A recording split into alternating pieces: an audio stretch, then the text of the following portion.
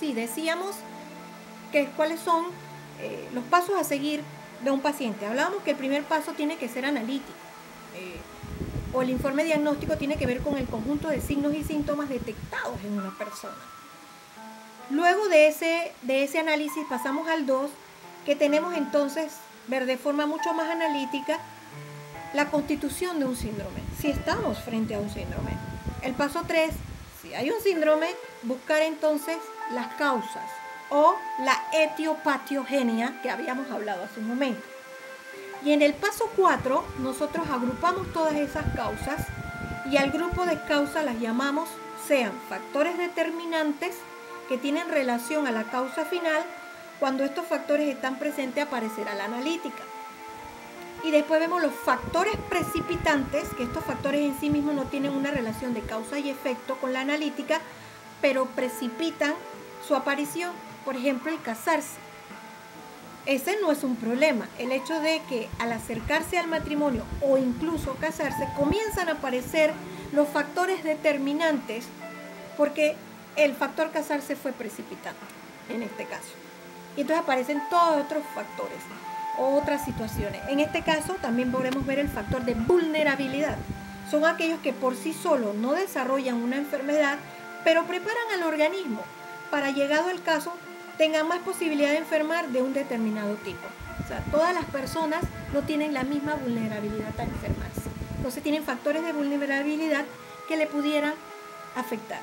Y ahí nos vamos entonces al paso 5, que sería la anamnesis, que es el estudio del conjunto de antecedentes a la enfermedad, personales, familiares, psicopatológicos, anteriores al momento de la enfermedad, que hayan podido influir de alguna manera en la aparición del trastorno. Para nosotros es muy importante que nosotros tratemos esa anamnesis con mucho cuidado, para que en sí mismo la anamnesis nos pueda ayudar a entender de qué se trata. Una vez que nosotros hemos llegado a esa anamnesis, podemos llegar a un diagnóstico que nos pueda ayudar a entender qué le pasa a la persona, de qué se trata. Hay un PowerPoint que ustedes tienen en el módulo que habla sobre el concepto de salud mental. Vamos a repasar un poquito ese PowerPoint que habla sobre el concepto de salud mental. Habla de que la salud o la salud pública y la salud mental son conceptos interdependientes. Es difícil jerarquizarlos o ponerlos en un orden, ¿no? La mente y el cuerpo humano forman un continuo. En la práctica social, los conceptos de salud, salud pública y de salud mental presentan dificultades al colocarlos a la luz del contexto en las dimensiones cultural, social, político y económica. Los conceptos de salud, salud pública y salud mental son importantes como referentes teóricos para las investigaciones o las intervenciones. Toda persona tiene su propio concepto de salud pública y salud mental y los pone en juego en el momento de la interacción social.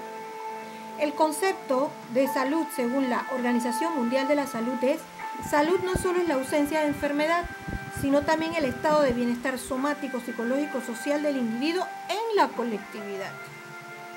El concepto de salud pública de la OMS dice: salud pública es la ciencia y el arte de impedir la enfermedad, prolongar la vida y fomentar la salud y la eficiencia mediante el esfuerzo organizado que el individuo en particular y la comunidad en general se encuentra en condiciones de gozar en su derecho natural a la salud y a la longevidad. Y el concepto de salud mental, que fue aplicado en 1989 por la OPS, el estado sujeto a fluctuaciones provenientes de factores biológicos y sociales, en que el individuo se encuentra en condiciones de seguir una síntesis satisfactoria de sus tendencias instintivas, potencialmente antagónicas, así como de formar y sostener relaciones armoniosas con los demás y participar constructivamente en los cambios que puedan introducirse en el medio físico y social. ¿Qué más tenemos? Dice: salud mental es el máximo bienestar posible en cada momento histórico y circunstancia determinada, producto de la interacción permanente de transformación recíproca entre el sujeto y la realidad.